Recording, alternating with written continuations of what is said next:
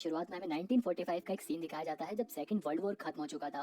यहाँ पर दो पायलट एक फाइटर प्लेन में बैठकर वापस अपने देश की तरफ जा रहे थे। इसी बीच इनका प्लेन एक ड्रैगन ट्रायंगल वाले आइलैंड से होकर गुजरता है। अचानक से इनके प्लेन के शीशे पर एक पक्षी आकर टकराता है और वो मर जाता है। जब तक ये दोनों पायलट कुछ समझते तब तक इनके प्लेन के ऊपर बहुत सारे बर्ड्स आकर टकराने लगते हैं, जिसकी वजह से इनका प्लेन क्रैश हो जाता है। अब ये दोनों पायलट अपनी जान बचाने के लिए पैराशूट से प्लेन से नीचे कूद जाते हैं। इनमें से एक पायलट तो सेफली आइलैंड पर उतर जाता है, लेकिन दूसरा अभी भी हवा में था। जब भी समुद्र के अंदर से अचानक से एक बहुत ही बड़ा जायंट क्रोकोडाइल निकलता है और उस पायलट को खा जाता है और वापस पानी में चला जाता है। दूसरा पायलट ये सब देखकर घबराकर जंगल में भागता है। सीन बदलता है और अब हम प्रेजेंट का सीन देखते हैं, जहाँ पर एक पैसेंजर प्लेन इसी ड्रैगन ट्रायंगल वाले आइलैंड से होकर गुजरता है। इस स्लाइड में एक लिन नाम का आदमी था जो अपनी बेटी यी को एक लड़के से बात करता हुआ देख लेता है, और जब वो इसके बारे में अपनी बेटी से पूछता है तो वो उससे बहुत रूडली बात करती है। जब ये अचानक से ये प्लेन हिलने लगता है, लोग काफी घबरा जाते हैं। प्लेन के पायलट प्लेन को कंट्रोल करने की कोशिश करते हैं, लेकिन जब ये अचानक से इस प्लेन से भी बहुत सारे बर्ड्स आकर टकराने लगते हैं, जिसकी वजह से ये प्लेन भी कंट्रोल से बाहर हो जाता है। पैसेंजर्स की जान बचाने के लिए पायलट प्लेन को पानी पर ही लैंड कराने की कोशिश करते हैं, लेकिन उनकी ये कोशिश नाकामयाब होती है क्योंकि ये प्लेन एक चट्टान से जाकर टकरा जाता है, जिसकी वजह से प्लेन के दो टुकड़े हो जाते हैं। प्लेन के आगे के हिस्से में बैठे लोग तो तुरंत मारे जाते हैं और पीछे का हिस्सा अलग होकर किनारे पर बहकर आ जाता है। इस प्लेन क्रैश की वजह से बहुत सारे लोग मारे जाते हैं और कुछ लोग घायल भी होते हैं।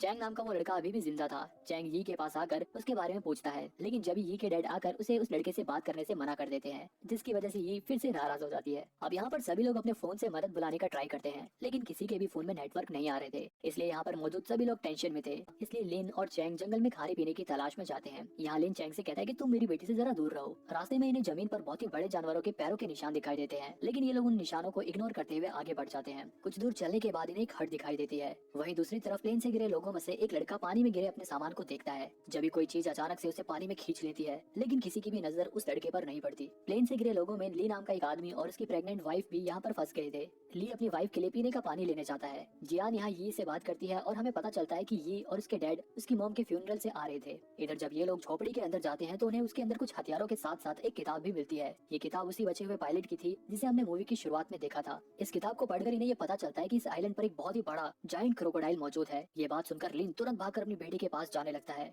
दूसरी तरफ चाओ नाम का एक पैसेंजर एयर होस्टेस से पानी के लिए लड़ने लगता है। ली उसे बहस करने से रोकता है, लेकिन चाओ उल्टा उसी से लड़ने लगता है और इन दोनों को छुड़ाने के चक्कर में एक आदमी पानी में गिर जाता है और अचानक से एक मगरमच्छ उस पर अटैक कर देता है। जब तक ये लोग कुछ समझते, यहाँ देखते देखते बहुत सारे मगरमच्छ किनारे पर आ जाते हैं और इन लोगों के पीछे पड़ जाते हैं और इनसे बचने के लिए ये लोग जंगल की तरफ भागने लगते हैं। थोड़ी देर बाद जब लिन यहाँ पर पहुँचता है तो उसे यहाँ पर कोई भी दिखाई नहीं देता। यहाँ तक कि प्लेन से गिरने की वजह से जिन लोगों की मौत हो गई थी उन लोगों की डेड बॉडी भी यहाँ पर मौजूद नहीं थी। लिन मगरमच्छ के पंजों के निशान को देखकर समझ जाता है कि ये सारा काम मगरमच्छ का ही है, लेकिन यहाँ मौजूद मगरमच्छ के पंजों के निशान इतने बड़े नहीं थे जितना कि उस किताब में लिखे गए जायंट क्रोकोडाइल के थे। इसके बाद लिन अपनी बेटी को ढूंढने के लिए वापस जंगल में जाता है। यहाँ ये सभी लोग मगरमच्छ से बचकर भाग रहे थे जब एयर होस्टेस नीचे गिर जाती है और इनके पीछे पड़ा मगरमच्छ उसे खा जाता है। बाकी बचे हुए लोग भागते हुए एक नदी के पास पहुंच जाते हैं। ये जगह इन लोगों को थोड़ी सेफ लग रही थी क्योंकि ये पानी झरने से बहकर आ रहा था, इसलिए ये लोग इस पानी को पी लेते हैं। अब यहाँ पर क्रोकोडाइल अटैक से घायल हुआ एक लड़का अपनी चोट से निकल रहे खून को पानी में धो रहा था। जब भी हम देखते कि उसकी चोट से निकलने वाला खून जिस जगह पर गिर रहा था वहाँ पर पहले से ही वो जायंट क्रोकोडाइल मौजूद था,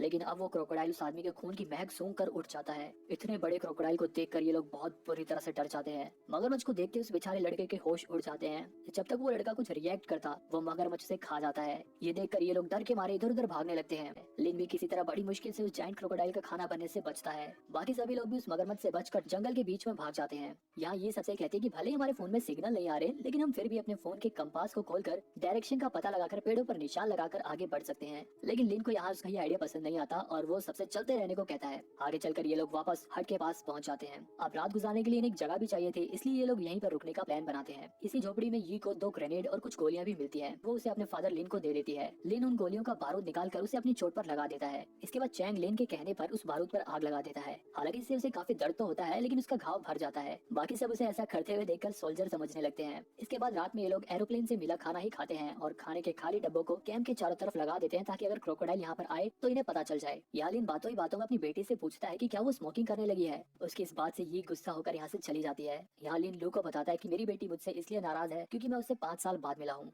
इसके बाद लिन और लू रात को पहरा देने लगते हैं। जब इनके ऊपर एक कंकाल गिरता है। ये कंकाल और किसी का नहीं बल्कि मूवी की स्टार्टिंग में दिखाई गए पायलट का ही था। उस डेड बॉडी को देखकर ये लोग अंदाजा लगाते हैं कि इसे क्रोकोडाइल ने नहीं खाया होगा, क्योंकि अगर क्रोकोडाइल इसे खाता तो इसकी हड्डियां भी मिलना मुश्किल होती। अगले दिन लिन अकेले ही जंगल में खाना इकट्ठा करने चला जाता है। दूसरी तरफ एक लड़की फेंग और चाओ भी जंगल में आ जाते हैं। फैंग अपने फोन से इस जंगल की वीडियो बनाने में लगी होती है जब भी उसके फोन की बैटरी डेड हो जाती है। इसी बीच उसका पैर एक चिपचिपी चीज पर पड़ता है जिसे छुड़ाने के चक्कर में वो लिक्विड उसके पूरे शरीर पर लग जाता है क्योंकि ये चिपचिपा लिक्विड यहाँ पर चारों तरफ फैला हुआ था। अब फैंग इस लिक्विड को छुड़ाने के लिए पानी ढूंढने लगती है। यहाँ हमें पता चलता है कि ये चिपचिपा लिक्विड एक बहुत ही बड़ी मकड़ी का है। वहीं जब ये और चैंग सोकर उठते हैं और वो जैसे ही झोपड़ी से बाहर निकलते हैं जब उनकी नजर एक बहुत ही बड़े स्पाइडर पर पड़ती है। ये बड़ी सी स्पाइडर उसी हट के ऊपर सो रही थी जिसके अंदर ये सभी लोग सो रहे थे। ये दोनों तुरंत बाकी सभी लोगों को भी उठाते हैं। वो लोग भी इतनी बड़ी मकड़ी को देखकर एकदम घबरा जाते हैं और यहाँ से तुरंत चलने को कहते हैं। लेकिन ये के डैड इधर नहीं थे इसलिए वो अपने फादर का वेट करने के लिए इन लोगों से कहती है। लेकिन वो मकड़ी भी कभी भी उठ सकती थी। इन लोगों के पास ज्यादा समय भी नहीं था इसलिए ये लोग मकड़ी से बचते हुए झोपड़ी से बाहर निकलते हैं। तभी ये लोग देखते हैं कि बाहर लूस हो रहा है।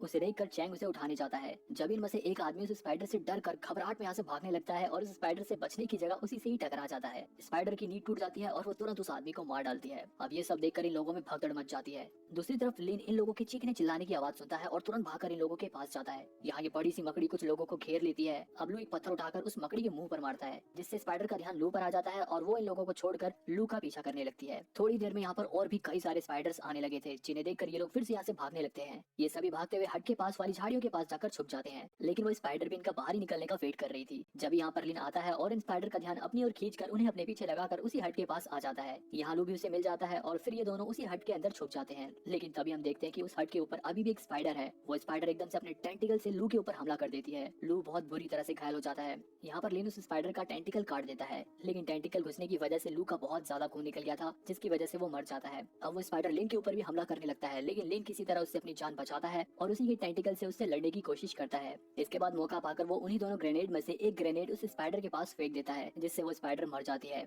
दूसरी तरफ बाकी लोगों को आगे जाकर कुछ फ्रूट्स पड़े हुए मिलते हैं जिन्हें देखकर ये लोग समझ जाते हैं कि ये फ्रूट्स यहाँ यी के फादर लिन ने ही छोड़े होंगे। इसके बाद आगे चलकर इनके सामने एक छोटी सी नदी पड़ती है। जियान और बाकी दो लोग तो नदी पार कर लेते हैं लेकिन जब तक चैंग वो रिवर पार करता तभी वहाँ पर क्रोकोडाइल आ जाता है। लेकिन जैसे ही वो क्रोकोडाइल चैंग को खाता तभी एन मौके पर यहाँ पर लिन आकर चैंग को बचा लेता है और बाद में बड़ी चालाकी से वो उस मगरमच्छ को वापस नदी में ही पहुंचा देता है। अब यहाँ पर यी को अपने फादर की इंपॉर्टेंस को पता चलता है और वो अपने फादर को प्यार से गले लगा लेती है। वहीं दूसरी तरफ फैंग और चाओ पानी के पास पहुंच जाते हैं। यहाँ पहुंचकर फैंग उस नदी में घुसकर अपने शरीर पर लगे लिक्विड को धोने लगती है। जब उसे पानी में कुछ गिरने की आवाज आती है लेकिन ये दोनों उस आवाज पर ज्यादा ध्यान नहीं देते। यहाँ हमें पता चलता है कि वो आवाज उसी मगरमच्छ की ही थी। वो मगरमच्छ इनकी तरफ बढ़ता है और एकदम से फैंग का एक पैर दबोच लेता है। फैंग चाओ से मदद मांगती है लेकिन चाओ उसकी मदद करने की बजाय उसको लात मारकर मगरमच्छ के पास ढकेल देता है जिससे मगरमच्छ का काम तो आसान हो जाता है और वो फैंग को मार डालता है। इधर लिन को वो क्रैश प्लेन मिल जाता है जो मूवी की स्टार्टिंग में हमें दिखाया गया था। प्लेन को चेक करने पर इन्हें इसमें ऐसी चीजें मिलती हैं जिसे देखकर ये लोग समझ जाते हैं कि प्लेन का इस्तेमाल न्यूक्लियर वेपन्स को ट्रांसपोर्ट करने के लिए किया जाता था और इसी के रेडिएशन की वजह से यहाँ के मगरमच्छ और मकड़ियाँ इतनी बड़ी बड़ी हो गई हैं। यहीं पर इन्हें एक पुराना रेडियो भी मिलता है जिसे चैंग ठीक करने लगता है। इसी प्लेन में लू को एक मशीन गन भी मिलती है। अब रेडियो ठीक हो जाता है और ये रेडियो पर रेस्क्यू टीम से बात करके यहाँ के बारे में सब कुछ बता देती है जिसके बाद रेस्क्यू टीम इन लोगों को बचाने के लिए यहाँ पर आने लगती है। यहाँ ये सबको बताती है कि रेस्क्यू टीम साउथ ईस्ट की तरफ किनारे पर मिलेगी इसलिए हमें किसी तरह वहाँ तक पहुँचना होगा। आगे चल के रास्ते में इन्हें चाओ भी मिल जाता है। यहाँ पर ये लोग चाओ से पूछते हैं कि तुम्हारे साथ तो एक लड़की भी थी ना, वो कहाँ पर है।